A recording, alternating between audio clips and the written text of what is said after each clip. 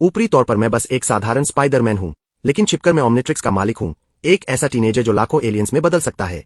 Peter अभी भी इस उलझन में फंसा है कि बड़ी ताकत के साथ बड़ी जिम्मेदारी आती है, लेकिन मैं खुद पहल करके इस कहानी में होने वाली दुखद मौत को पहले ही मिटा देना चाहता हूँ। सीधे आयरन मैन से टक्कर लेने की मेरी औकात सिर्फ इसलिए है क्योंकि 15 साल पहले मैं मार्वल की दुनिया में आ गिरा था। मैं पीटर पार्कर का मौसेरा भाई बेन पार्कर बन गया और आंटी ने ही मुझे पाल पोस कर बड़ा किया। जब मैं 10 साल का था तब टॉयलेट में मुझे किस्मत से ब्रह्मांड की सबसे एडवांस टेक्नोलॉजी ओमनिट्रिक्स मिल गई। वह छोटा सा टूटा फूटा घड़ी जैसा डिवाइस लाखों एलियन जातियों में बदल सकता था। मैंने सोचा था कि आयरन मैन को मुक्का मारूंगा और वेनम को पैरों तले रौंद दूंगा, लेकिन किसे पता था कि इस छोटी घड़ी को पहले एक्टिवेट करना पड़ेगा। कुछ दिन पहले ऑसबॉर्न कंपनी की ट्रिप के दौरान मेरी नजर उस म्यूटेंट मकड़ी पर पड़ी। मैं पीटर का हक छीनना नहीं चाहता था, बस यह चाहता था कि वह पीटर को काटने के बाद मुझे भी एक बार काट ले ताकि मेरी यह घड़ी चालू हो जाए। लेकिन वह मकड़ी जैसे अपना मिशन पूरा करके पीटर को काटते ही टेबल पर अकड़ कर मर गई। मैंने पीटर के बालों के जरिए ओमनिट्रिक्स को एक्टिवेट करने की कोशिश की, पर घड़ी केवल बुद्धिमान जातियों का डीएनए दर्ज करती थी और मकड़ी उस गिनती में नहीं आती थी। मैं सीरम निकालना चाहता था, लेकिन न उपकरण थे न तकनीक। मेरे सामने बस एक पागलपन भरी खतरनाक चाल बची थी, उस जहरीली मकड़ी को जिंदा निगल जाना। मैंने आंखें बंद की और मकड़ी को मुंह में डाल लिया। अगले ही पल असनीय दर्द फट पड़ा। मुझे लगा जैसे मेरे अंदर अनगिनत मकड़ियां अंगन को कुतर रही हो और जहर नसों के सहारे दिमाग तक घुस रहा हो। दर्द के मारे मैं कुर्सी समेत जमीन पर गिर पड़ा। आंखों में खूनी लाल नसें भर गईं, त्वचा के नीचे घनी गांठें निकल आईं, दांत मुंह फाड़कर बाहर आने लगे और खून की प्यास पागलों की तरह बढ़ने लगी। मैंने कांपते हुए अपनी कलाई को देखा। 5 साल से मौन पड़ा ओमनिट्रिक्स अब भी पूरी तरह काला था। मैं दाव हार चुका था। थकच कथक। अचानक दरवाजे पर दस्तक हुई। आंटी में की आवाज आई, छोटे बेन, तुम ठीक तो हो? मेरा पूरा शरीर जम गया। इस वक्त मेरे गालों से 6 लाल खूनी आंखें निकल आई थीं और पलकों को चीरकर रोए बाहर आ रहे थे। मैं किसी जिंदा दानव जैसा लग रहा था। मैं कहना चाहता था कि वह चली जाए, पर गले से सिर्फ एक भारी फटी हुई गुर्राहट निकली। तुम्हारी आवाज को क्या हुआ? क्या बुखार है? दरवाजे का हैंडल घुमा, दरवाजा खुला और रोशनी कमरे में आई। निराशा ने मेरा दिल जकड़ लिया। ठीक उसी पल मेरी कलाई की घड़ी से चकाचौंध कर देने वाली हरी रोशनी फूटी। गंभीर डीएनए इन्फेक्शन का पता चलते ही ओमनिट्रिक्स जबरदस्ती चालू हो गया। हरी रोशनी ने मेरे पूरे शरीर को ढक लिया और बेकाबू फैल रहे मकड़ी के जीन को धीरे धीरे दबाकर ठीक करने लगी। आंटी में तेज रोशनी से आंखें बंद कर बैठीं। जब उन्होंने दोबारा देखा तो मैं बस कंबल में लिपटा बिस्तर पर पड़ा था और चेहरा पीला था। हाय, मैंने खुद को नॉर्मल दिखाने की कोशिश की। आंटी ने मेरा माथा छुआ और बड़बड़ाई कि पीटर स्कूल में किसी से लड़ पड़ा है और उन्हें उसे लेने जाना है। मुझे ठीक ठाक देखकर उन्होंने ज्यादा कुछ नहीं पूछा, दरवाजा बंद किया और चली गईं। मैंने कंबल हटाया। मेरी बाहों पर अब भी हल्की मकड़ी जैसी रेखाएं थीं और घड़ी हरी रोशनी से चमक रही थी। एनर्जी अपर्याप्त, डीएनए रिपेयर में 1 मिनट 37 सेकंड बाकी है। एस्टरिस्क। मैं खिंचकर हंस पड़ा। जो तकनीक ब्रह्मांड उड़ा देने का दम भरती है, वह भी बैटरी की कमी से जूझ रही थी। 1.5 मिनट बाद मेरी विकृति पूरी तरह मिट गई। मैंने मुट्ठी भींची। मेरी ताकत और इंद्रिया हर स्तर पर बढ़ चुकी थी, यानी मकड़ी की शक्ति बच गई थी। अगले ही पल घड़ी का डायल नीला हुआ, कैलिब्रेशन मोड में गया और एलियन जीन का रैंडम सिलेक्शन शुरू हुआ। 10 लाख में से 10 चुने गए। मैंने सांस रोक ली। नीली रोशनी हटते ही मैंने घड़ी का सेंटर खोला। हीट ब्लास्ट, वाइल्ड मट, diamond head, XLR 8, grey matter, 4 arms, पहली पीढ़ी के 10 हीरो पूरे थे। मारक क्षमता, स्पीड, दिमाग, पूरी टीम एकदम बैलेंस्ड थी। खासकर ग्रे मैटर, गैल्वन प्रजाति की बुद्धि, जो थ्योरी के हिसाब से घड़ी की सारी पाबंदियों को तोड़ सकती थी। तभी सीढ़ियों से आती आहट को मेरी तेज सुनने की क्षमता ने तुरंत पहचान लिया। वह पीटर था। दरवाजा खुला। पीटर अभी कुछ बोलने ही वाला था कि मेरी आंखों में देखते ही जम गया। एक ही जैसी सुपर पावर की वाइब्स हवा में टकराने लगी। मैंने कहा, तुम्हें भी मकड़ी ने काटा है ना? वह आंखें फाड़े देखता रहा। मैं बिस्तर के सहारे टिका और धीमे से बोला, सच कहूं तो मैंने उस मकड़ी को खा लिया था। पीटर वहीं सुन रह गया। होश आते ही वह एक्साइटेड हो गया और पुराना कंप्यूटर खंगालकर ऑसबॉर्न की रिसर्च और कट कॉर्नर्स की जानकारी निकालने लगा। वह इस म्यूटेशन का सच और अपने माँ बाप से जुड़ी कड़ियां जानना चाहता था।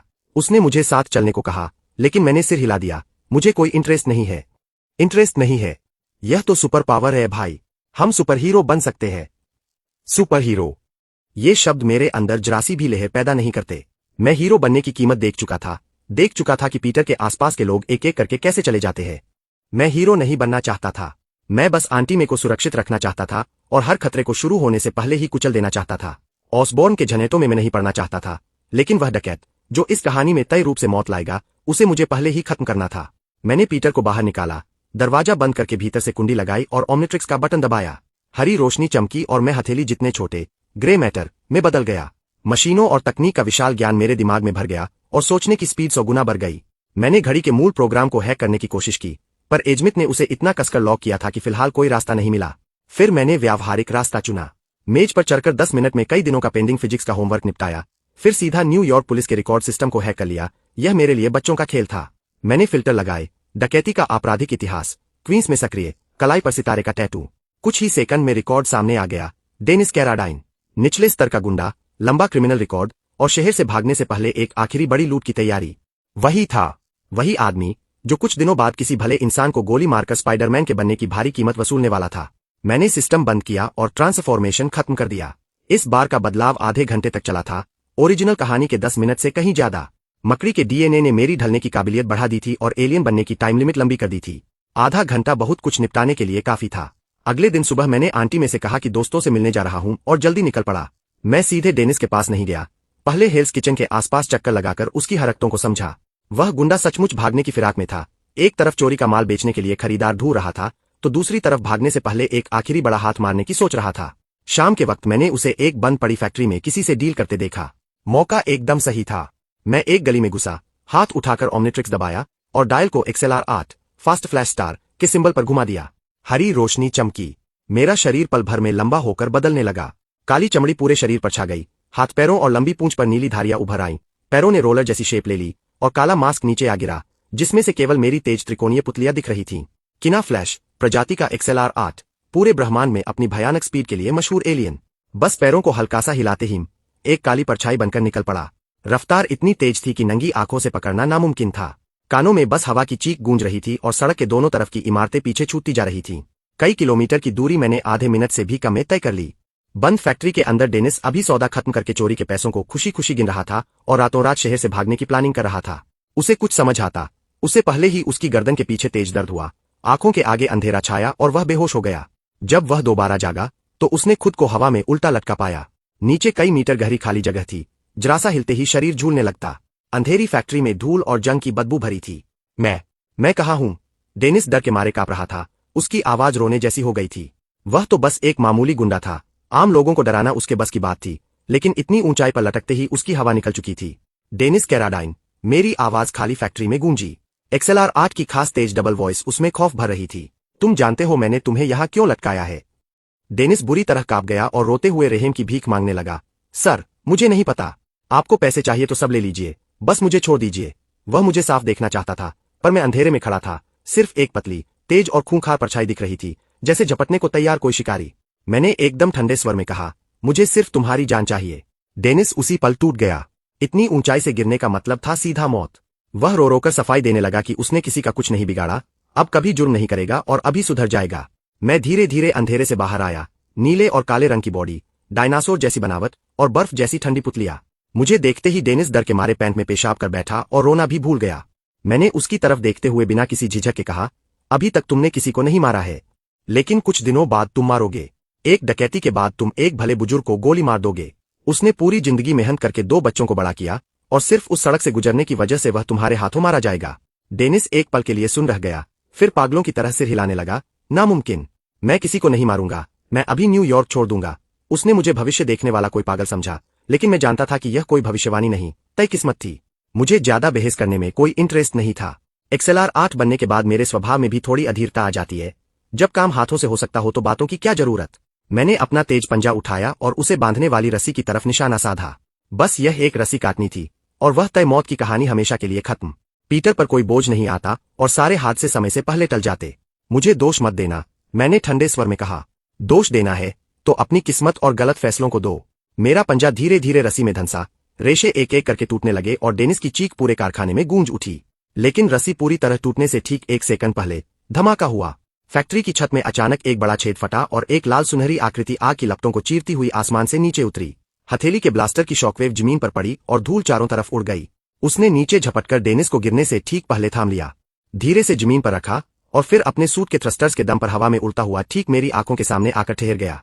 Tony Stark, Iron Man. मेरी आंखें सिकुड़ गईं और अंदर से एक बेनाम गुस्सा भड़क उठा।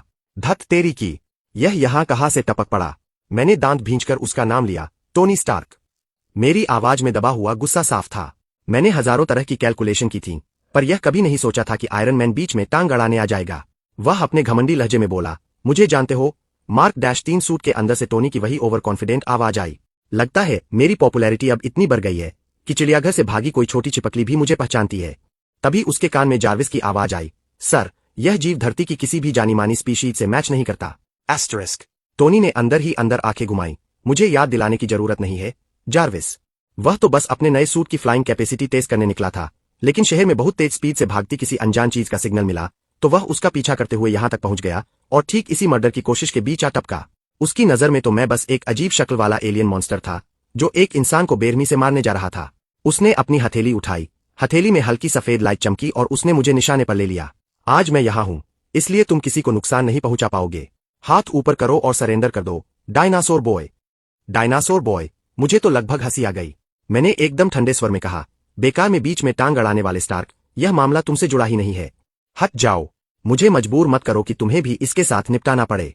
मैं आयरन मैन से लड़ना नहीं चाहता था, इसलिए नहीं कि मैं उससे हार जाता, बल्कि इसलिए क्योंकि यह एक फालतू का झंझट था। एक बार दुश्मनी हो गई तो शील्ड बहुत जल्दी मेरे पीछे पड़ जाएगी और ओमनिट्रिक्स का सीक्रेट खुल सकता था। लेकिन डेनिस को जिंदा छोड़ देना मेरे लिए नामुमकिन था। मुझसे जुड़ा नहीं है। टोनी को यह मजाक लगा। न्यूयॉर्क की सड़क पर किसी को मारने की कोशिश करो और कहो कि मुझसे कोई लेना देना नहीं। अगर यह बुरा आदमी है भी, तो तुम्हें इसे सजा देने का हक किसने दिया? तुम खुद को क्या समझते हो, जज या भगवान?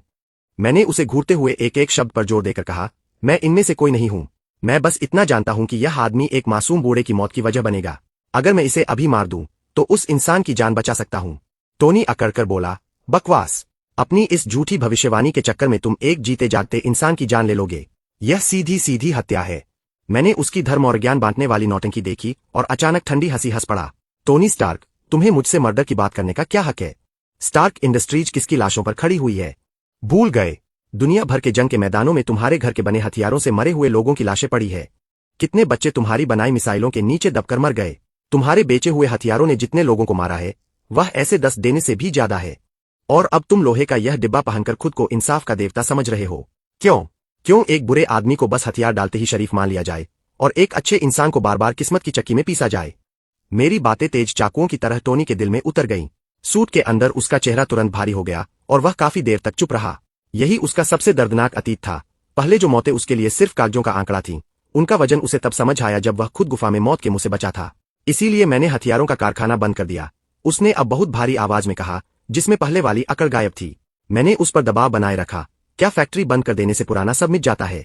क्या जो लोग मारे गए, वे तुम्हें सिर्फ इसलिए माफ कर देंगे क्योंकि तुमने बिजनेस बंद कर दिया? तुम चाहे अब कितने ही लोगों को बचा लो, मरे हुए लोगों की तरफ से माफी देने का हक तुम्हारे पास नहीं है। फैक्ट्री में सन्नाटा छा गया। टोनी मेरे शब्दों से कुछ पल के लिए एकदम चुप हो गया, लेकिन उसके उसूल अपनी जगह थे। वह मेरी आंखों के सामने किसी का मर्डर होते नहीं देख सकता था। उसने फिर हथेली उठाई और ब्लास्टर की लाइट और तेज हो गई। मैं आखिरी बार कह रहा हूं, उसे छोड़ो और सरेंडर करो, वरना मुझे सख्ती करनी पड़ेगी। मैंने धीरे धीरे अपने दोनों हाथ ऊपर उठाए। टोनी को लगा कि मैं मान गया, मगर अगले ही पल उसने मेरी बर्फीली आवाज सुनी, 3 मिनट। तुम्हें खत्म करने के लिए 3 मिनट काफी है। आवाज खत्म होते ही मैंने पैर हिलाया और मेरा पूरा शरीर उसी जगह से गायब हो गया। स्पीड इतनी तेज थी कि परछाई भी नजर न आए। धमाका! टोनी ने तुरंत रिफ्लेक्स में ब्लास्टर चला दिया। लेजर बीम मेरी पुरानी जगह पर गिरी और लोहे के एक बड़े स्ट्रक्चर में सुराख कर गई। लोहे के टुकड़े चारों तरफ बिखर गए। टोनी ने हाथ हिलाया, मानो उसे लगा कि निशाना लग गया है। लेकिन जार्विस की शांत आवाज आई, सर, टारगेट मिस हो गया। एस्टरिस्क। मजाक कर रहे हो? टोनी ने भौहें उठाई, फिर नीचे देखा और उसकी आंखें फटी की फटी रह गईं। पता नहीं कब मैं पहले ही डेनिस के पास पहुंच चुका था और मेरा नुकीला पंजा उसकी छाती पर टिका हुआ था। यह पूरा काम 1 सेकंड से भी कम समय में हो गया था। यह कैसे पॉसिबल है? टोनी हैरान रह गया। यह स्पीड इंसानी समझ से बहुत बाहर थी। उसने गुस्से और घबराहट में चिल्लाकर कहा, उसे छोड़ो। मैंने ठंडे स्वर में कहा, मेरा नाम XLR8 है। फिर मेरा पंजा जरा सा आगे बढ़ा। चिर! तेज नाखून ने डेनिस की छाती को चीर दिया। तुम्हारी हिम्मत कैसे हुई? टोनी पूरी तरह पागल हो गया। आयरन मैन बनने के बाद यह पहली बार था जब किसी ने उसकी आंखों के सामने किसी को मार दिया हो। यह उसका सीधा अपमान था। हथेली के ब्लास्टर, कंधे की मिसाइलें, कोहनी की पल्सगन, उसके सारे हथियार एक साथ खुल गए और मेरी तरफ तन गए। मैं तुम्हें टुकड़े टुकड़े कर दूंगा। कई लेजर बीम्स एक साथ चली, मिसाइलें धुआं छोड़ती हुई मेरी तरफ आईं, लेकिन मेरी नजर में यह सारे अटैक कछुए की चाल जितने धीमे थे। XLR8 की असली ताकत सिर्फ स्पीड नहीं, बल्कि सोचने और रिस्पॉन्स देने की सुपरफास्ट कैपेसिटी भी है। मेरी नजर में टाइम जैसे स्लो मोशन में चल रहा था।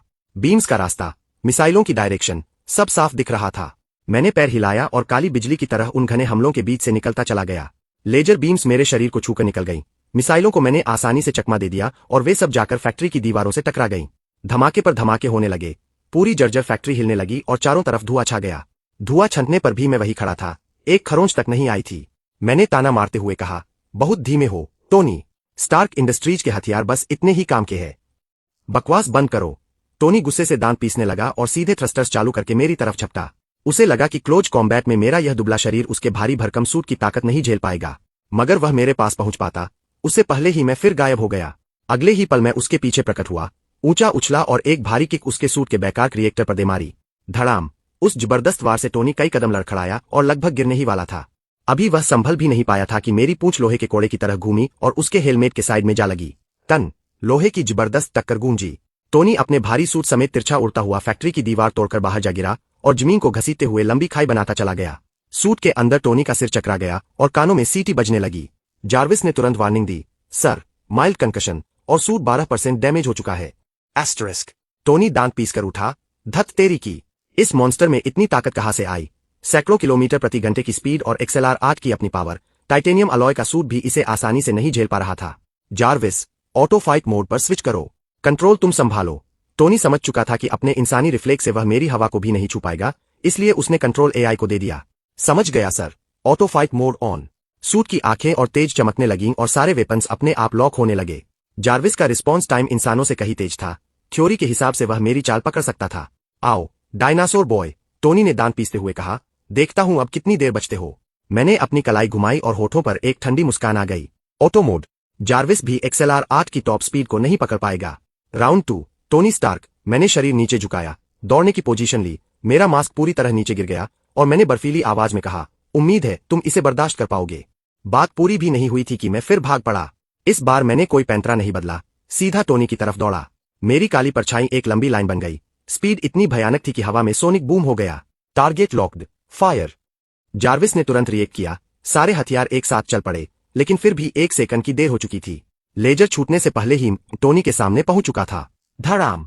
मैं पूरी ताकत से मार्क -3 के सीने पर लगे आर्क रिएक्टर से टकराया, मानो कोई हाई स्पीड बुलेट ट्रेन सामने से भिड़ गई हो। टोनी को लगा जैसे उसकी पसलियां टूट जाएंगी। भयंकर झटके से वह पीछे उड़ा और पीछे वाली बिल्डिंग से जा टकराया। घिस। सूट की पीठ और दीवार बुरी तरह रगड़ी, चिंगारियां उड़ी, कंक्रीट चूर चूर हो गया और ईंटें जड़ने लगी। जार्विस लगातार वार्निंग दे रहा था, सूट 26% डैमेज, आर्क रिएक्टर की आउटर शेल में हल्का डेंट। एस्टरिस्क। टोनी इतना बुरी तरह हिला कि सुबह जो कुछ खाया था सब हेलमेट के अंदर उगल दिया। धत। अगले सूट में उल्टी का बैग जरूर लगवाना पड़ेगा। उसने मन ही मन गाली दी, फिर दांत भींचकर पूरे शरीर के थ्रस्टर्स ऑन किए, मेरी बाह कसकर पकड़ ली और सारे नोजल्स पूरी ताकत से जला दिए ताकि मुझे धक्का देकर दूर फेंक सके। उसकी भयंकर पावर एक पल में बाहर आई। मैं उस वक्त सूट के सिर वाले हिस्से को पकड़े हुए था, मुझे उसके इस दाव का अंदाजा नहीं था। पल भर में मेरा बैलेंस बिगड़ा और मैं उसके साथ हवा में उड़ गया। मैंने तुरंत उसका सिर छोड़ दिया, शरीर को गोल किया और जमीन पर लगातार रोल होता चला गया। हर बार गिरने पर जमीन में गड्ढा बनता गया। कई किलोमीटर तक घिसटने के बाद जाकर मेरा मोमेंटम रुका। मैं जमीन से उठा, बॉडी सीधी की और हड्डियों से कड़कड़ाने की आवाज आई। किना फ्लैश। प्रजाति की हीलिंग पावर बहुत स्ट्रॉन्ग होती है। इतनी भीषण टक्कर के बाद भी मुझे बस हल्की ऐंठन महसूस हो रही थी। दूर देखा तो टोनी फिर संभल चुका था, हवा में उड़ रहा था, सूट जगह जगह से टूटा फूटा था, पेंट उखड़ा हुआ था और हालत खराब दिख रही थी। मेरे एलियन बनने का टाइम भी अब खत्म होने वाला था, बस 1 मिनट से थोड़ा ज्यादा बचा था। मैंने ऊपर देखकर ठंडी हंसी के साथ कहा, क्या हुआ मिस्टर स्टार्क? बस इतनी ही हवा थी। टोनी गुस्से से तमतमा उठा, पर अंदर से जानता था कि आमने सामने की टक्कर में उसे कोई फायदा नहीं मिलने वाला। मेरी स्पीड फिजिक्स के नियमों से बाहर थी। उसने दांत भींचकर कहा, ज्यादा इतराओ मत, हिम्मत है तो भागना बंद करो, सीधे लड़ो, सीधे। मैं हंस पड़ा, लगता है तुम्हें गलतफहमी हुई है। मैं XLR 8 हूं, स्पीड ही मेरा हथियार है। मैं लोहे के डिब्बे में बंद इंसान से ताकत का मुकाबला क्यों करूं? मैंने अपने पैरों में पावर भरी, शरीर को आगे झुकाया और उसकी छाती के सबसे कमजोर हिस्से पर नजर टिका दी, आर्क रिएक्टर। टोनी का दिल धक से रह गया, उसे घबराहट महसूस हुई। तुम क्या करने वाले हो? मैंने कोई जवाब नहीं दिया। जवाब थी हवा को चीरती हुई भयंकर आवाज। मैंने अपनी पूरी ताकत लगा दी। मेरी स्पीड अपनी चरम सीमा पर पहुंच गई।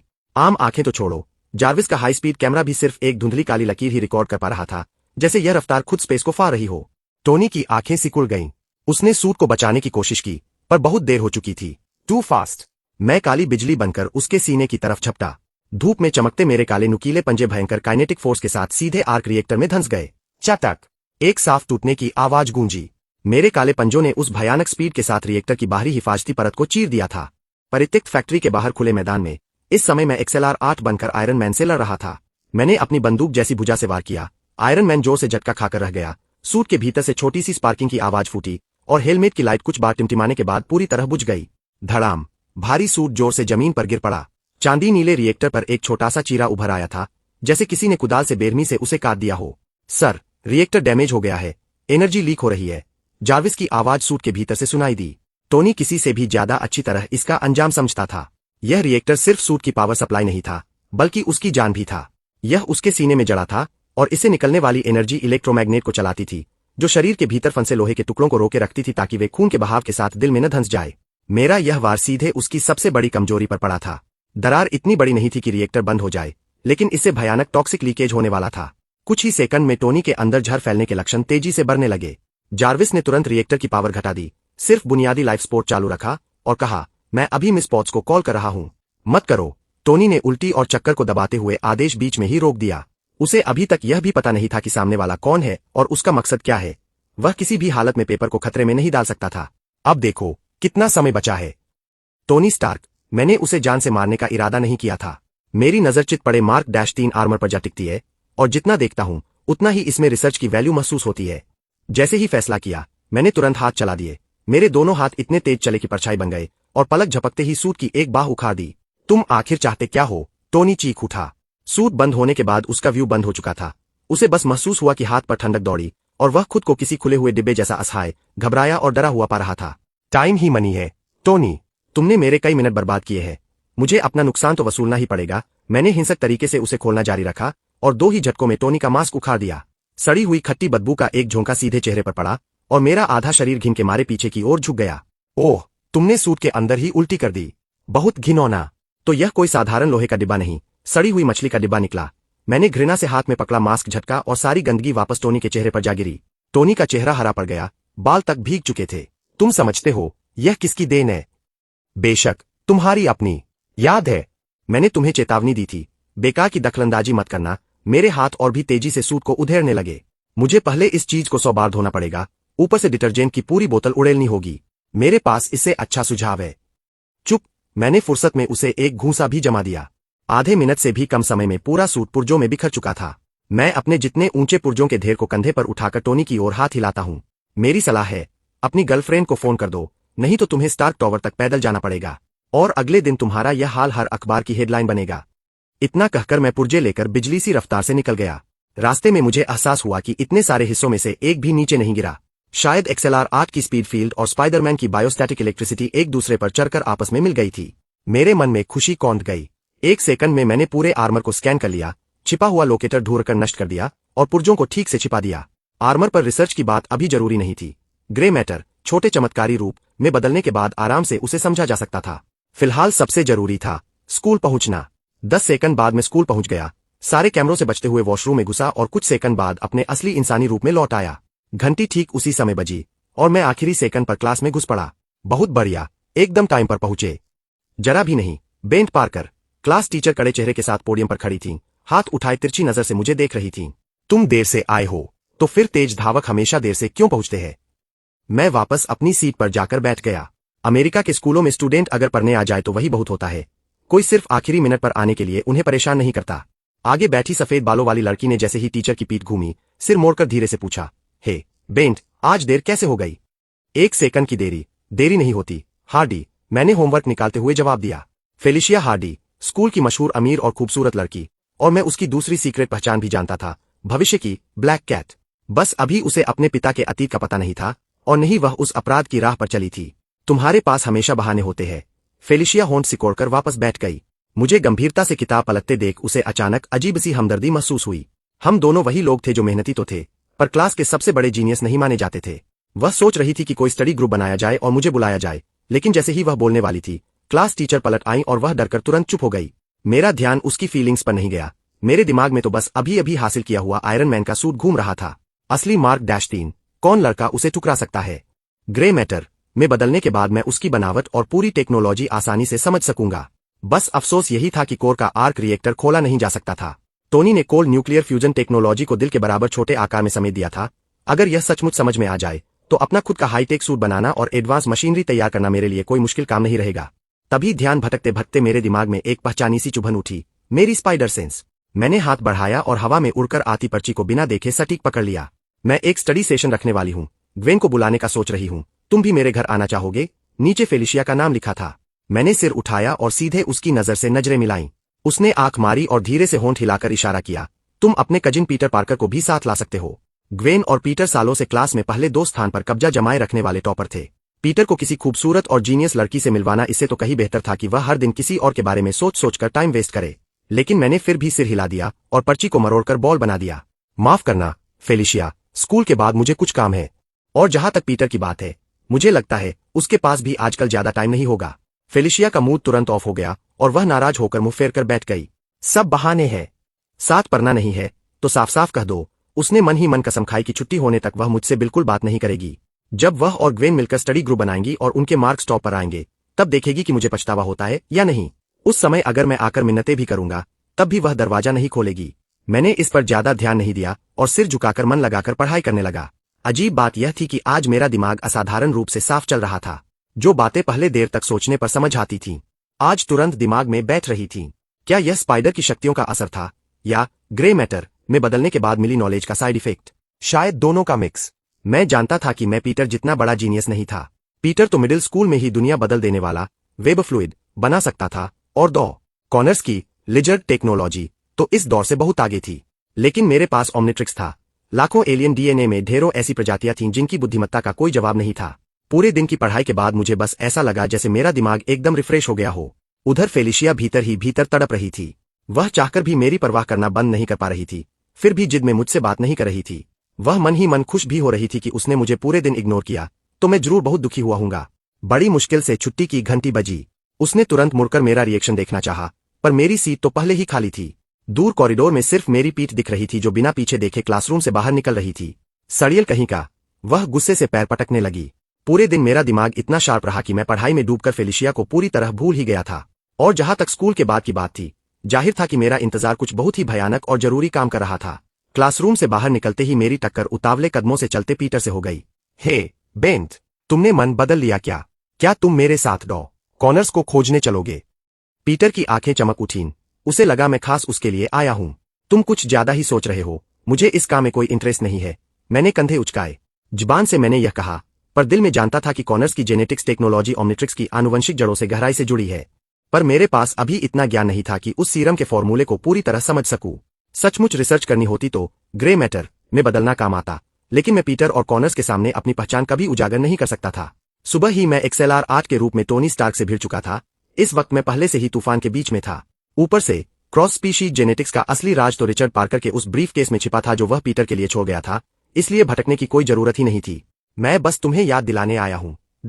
कॉर्नर से मिलना हो तो मिलो, लेकिन रात में आंटी में को लेने जाना मत भूलना, मैंने सीरियस होकर कहा। पीटर ने नॉर्मल तरीके से सिर हिलाया, फिर अचानक ठिठक गया। 1 मिनट, तुम्हें कैसे पता कि मैं आंटी में को लेने जाने वाला हूं? यह मत पूछो, मैंने हाथ हिला दिया। और हाँ, अंकल बेन और आंटी में से कह देना कि मैं आज रात थोड़ी देर से घर आऊंगा। पीटर से अलग होने के बाद मैं एक जनरल स्टोर में मुड़ा, जबरदस्त क्लीनिंग लिक्विड की एक बड़ी बाल्टी खरीदी, फिर बिना कैमरे वाले एक कोने में जा घुसा। मैंने आस्तीन ऊपर खींची और ओमनिट्रिक्स का डायल झटके से ऊपर आ गया। XLR 8। दूसरी ओर स्टार्क टॉवर में टोनी लड़ाई के रिकॉर्डेड फुटेज को बार बार देखते हुए गहरी सोच में डूबा था। उसने दाढ़ी पर हाथ फेरा और जार्विस से 3D प्रोजेक्शन निकालने को कहा। एक छिपकली जैसे एलियन की नीली रोशनी वाली आकृति उसकी आंखों के सामने तैरने लगी। उसने खुद को XLR 8 कहा था। तुम्हें क्या लगता है जार्विस, यह चीज क्या है? क्या डायनासोर पूरी तरह खत्म नहीं हुए थे? ग्लोबल डेटाबेस में इसका कोई मैच नहीं है, और किसी प्रामाणिक डायनासोर मानव के देखे जाने की रिपोर्ट भी नहीं है। सर, जार्विस की शांत आवाज आई। सिर्फ कुछ अर्बन लेजेंड्स और अफवाहें हैं, जिनकी कोई विश्वसनीयता नहीं है। उन कहानियों को छोड़ो। टोनी प्रोजेक्शन के पास झुका। यह अचानक आसमान से तो नहीं टपका होगा। एक नई फाइल बनाओ, नाम रखो XLR 8। नहीं, इसे डायनासोर बेबी कहो। टोनी ने अपनी मर्जी चलाई। जार्विस ने तुरंत फाइट सीन का एनालिसिस शुरू किया। इसके पैरों का स्ट्रक्चर रोलर जैसा है। नॉर्मल कंडीशन में यह प्रति सेकंड दोनों पैरों को बारी बारी से 16 बार चलाता है। इसकी स्पीड कम से कम 300 मील प्रति घंटा है। तेज दौड़ते समय इसके पंजे फ्रिक्शन कम करने के लिए एक खास लिक्विड छोड़ते हैं। टोनी ने उस रोलर जैसे स्ट्रक्चर को देखा और तुरंत उसकी कमजोरी पकड़ ली। रोलर जैसा स्ट्रक्चर, यानी यह आम इंसान से भी ज्यादा आसानी से फिसलेगा। अगली बार मार्क -4 सूट में सुपरग्लू फोम लगाए तो कैसा रहेगा? जैसे ही उसने इससे निपटने का तरीका सोचा, उसकी नजर फिर XLR 8 के चेस्ट पर बने ओमनिट्रिक्स के सिंबल पर गई। उसकी शेप इतनी परफेक्ट थी कि वह किसी नेचुरल अंग की तरह नहीं, बल्कि उसके अपने सीने के आर्क रिएक्टर जैसी लग रही थी। तुम्हें क्या लगता है, क्या यह कोई म्यूटेंट या मॉडिफाइड जीव है? 0% चांस सर। एक्सरे स्कैन में किसी भी आर्टिफिशियल मॉडिफिकेशन का निशान नहीं मिला। इसके कंकाल और रोलर पैर पूरी तरह नेचुरल है। जार्विस ने जवाब दिया। यह कैसे पॉसिबल है? टोनी की त्योरियां चढ़ गईं। कोई भी नई स्पीशीज पैदा होते ही फराटेदार इंग्लिश नहीं बोलने लगती, नहीं उसमें इंसानों जैसी इंटेलिजेंस होती है। या तो यह लाखों साल में इवॉल्व हुई है, या फिर यह अर्थ की प्रजाति ही नहीं है। उसने तुरंत ऑर्डर दिया, न्यूयॉर्क के सभी ट्रैफिक और सिक्योरिटी कैमरों पर नजर रखो। जैसे ही यह डायनासोर बेबी या इससे मिलता जुलता कोई जीव दिखे, तुरंत रिपोर्ट करो। और जिस क्रिमिनल को इसने मारा है, उसकी भी पूरी बैकग्राउंड जांच करो। साथ ही एक नई फाइल बनाओ, नाम रखो एलियन। न्यूयॉर्क के बाहरी इलाके की उसी बंद पड़ी फैक्ट्री में ग्रे मैटर छोटे चमत्कारी रूप में बदला हुआ मैं मार्क -3 सूट को पुर्जे पुर्जे करके फैलाए बैठा था। बड़े सर्किट बोर्ड से लेकर छोटे छोटे स्क्रू तक सब जमीन पर बिखरे थे। मेरी चौड़ी आंखें हर सर्किट और वायरिंग के कनेक्शन को साफ देख पा रही थीं। हेलमेट के अंदर मौजूद न्यूरल यूनिट पहनने वाले के दिमाग से सीधे कनेक्ट हो सकती थी, जिसे सूट को पलक झपकते कंट्रोल किया जा सकता था। शानदार। मैं बुदबुदाया, लेकिन देखते देखते फिर अटक गया। कुछ पार्ट्स अब भी मेरी समझ से बाहर थे।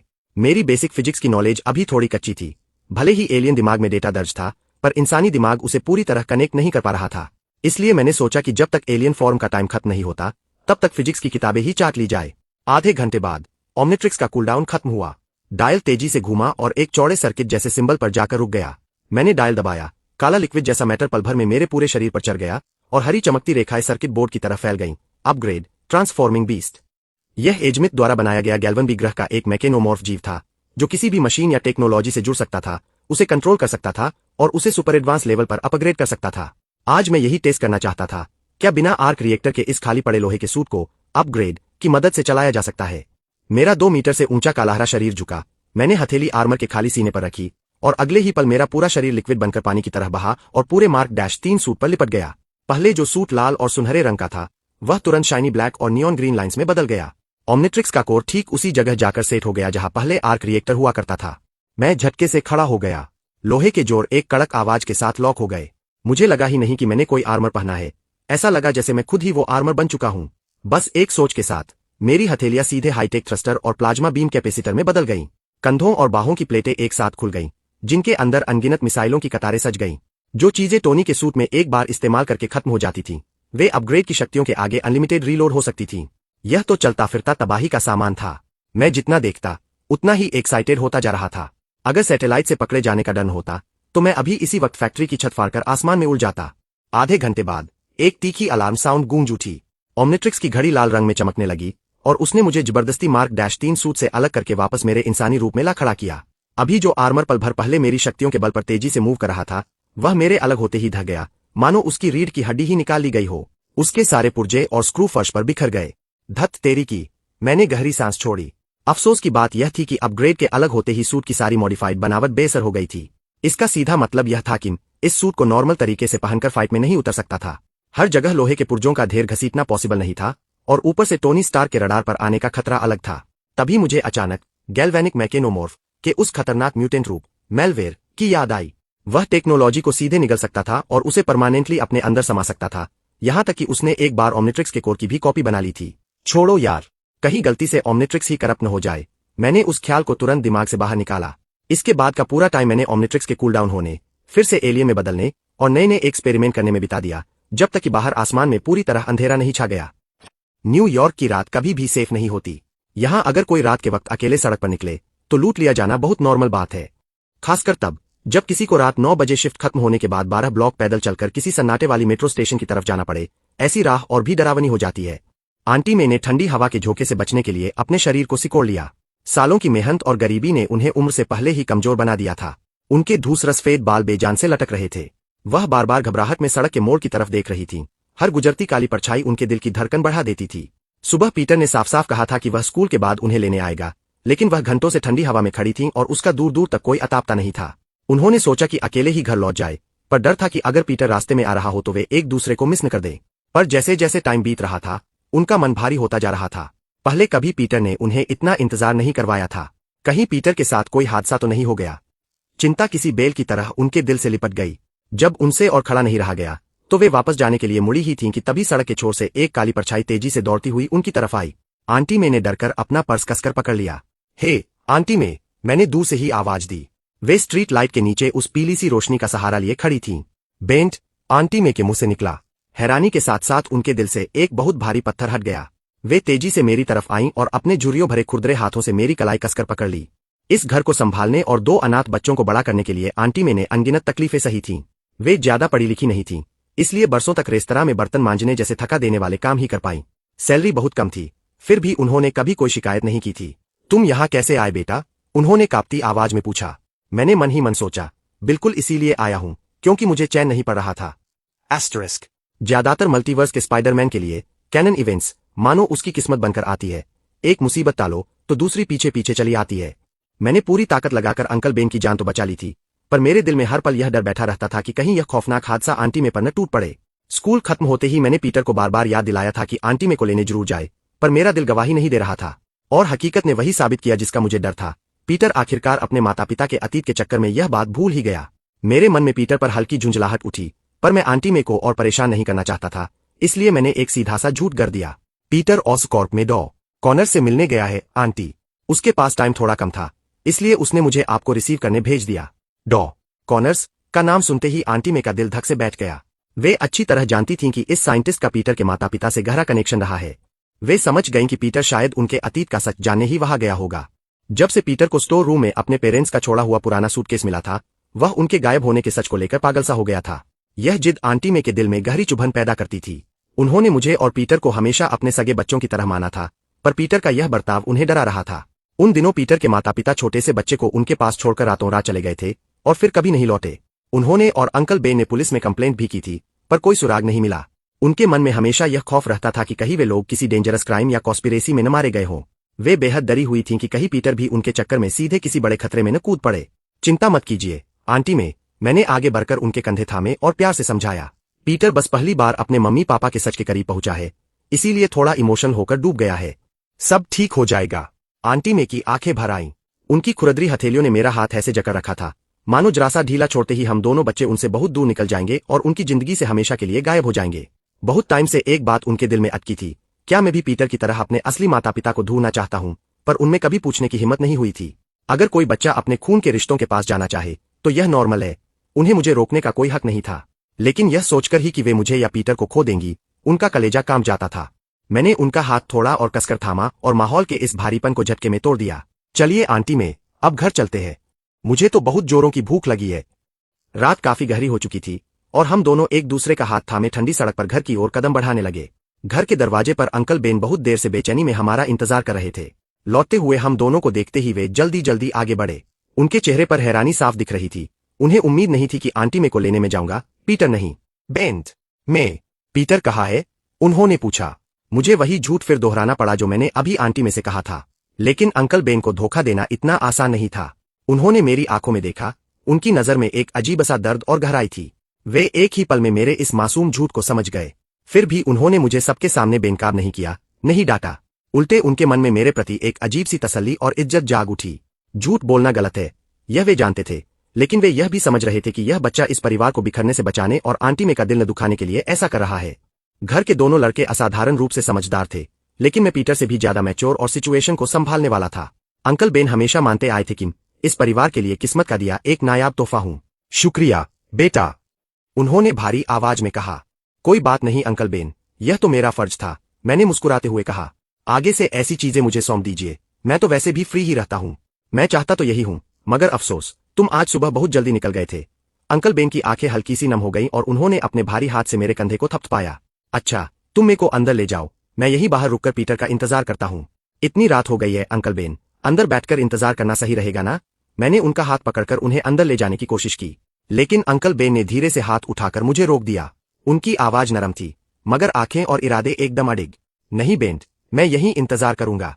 मेरी मौजूदा ताकत ऐसी थी कि अपनी एक उंगली से भी उन्हें उठाकर अंदर ले जा सकता था, लेकिन जब मेरा हाथ उनके बाजू से टकराया तो ऐसा लगा मानो मैं किसी पहाड़ को हिलाने की कोशिश कर रहा हूं। यह उनके सिद्धांतों और जिम्मेदारी की ताकत थी। मैं जानता था कि अंकल बेन जिस चीज का इंतजार कर रहे थे वह पीटर के साथ एक बहुत ही गंभीर बातचीत थी, और मैं यह भी अच्छी तरह जानता था कि अभी अभी नई नई सुपर पावर्स पाने वाला और माता पिता के अतीत में खोया पीटर इस वक्त बहुत इमोशनल था और भावनाओं में बहकर वह अपनों को ही सबसे गहरा जख्म देने वाला था।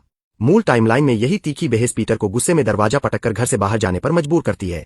अंकल बेन उसे ढूंढने अंधेरी रात में बाहर निकलते हैं और बदकिस्मती से एक कारजैकर की गोली का शिकार हो जाते हैं। भले ही मैंने पहले ही उस डकैत का काम तमाम कर दिया था, पर यह खतरा अभी पूरी तरह टला नहीं था। कैनन इवेंट का खेल बहुत डरावना होता है।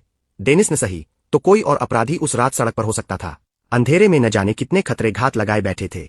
मेरा दिल कर रहा था कि मैं इस बाप बेटे की बहस और टकराव को भी उस लुटेरे की तरह एक ही झटके में खत्म कर दूं और आने वाली तबाही को हमेशा के लिए मिटा दूं। लेकिन इंसानों के रिश्तों और जज्बातों की उलझने किसी को मारकर या हटाकर नहीं सुलझाई जा सकती। एक भारी बेबसी के साथ मैंने सिर हिलाया और आंटी में को लेकर घर के अंदर चला गया। घर के अंदर आंटी में के चेहरे पर चिंता साफ दिखाई दे रही थी। जाहिर था कि उन्हें भी बाहर आने वाले तूफान और बहस का अंदाजा हो चुका था। कुछ नहीं होगा आंटी, मैंने उनके कान के पास झुककर बहुत धीमे से कहा। चलिए किचन में कुछ खाने को तैयार करते हैं। जिस तरह उन दोनों के मिजाज गर्म है, लड़ाई के बाद शायद दोनों को ही तेज भूख लगने वाली है। आंटी में मेरी बात सुनकर हल्का सा मुस्कुरा दी। ऐसा नहीं होगा बेंट, तुम और पीटर तो हमसे कभी झगड़ा नहीं करते। उनकी बातों में अटूट भरोसा था, पर उनके कदम अपने आप किचन की ओर बढ़ गए। उनकी पतली और थकी हुई पीठ को देखते हुए मैंने गंभीरता से सिर हिलाया। आप सही कह रही है आंटी में, हम ऐसा कभी नहीं करेंगे। और अगर पीटर ने आज कोई भी ड्रामा या हंगामा किया तो मैं उसे सीधा कर दूंगा। हाँ, लड़ाइएगा बिल्कुल नहीं। आंटी मैंने फ्रिज खोलते हुए मुड़कर पूछा, आज रात खाने में क्या पसंद करोगे?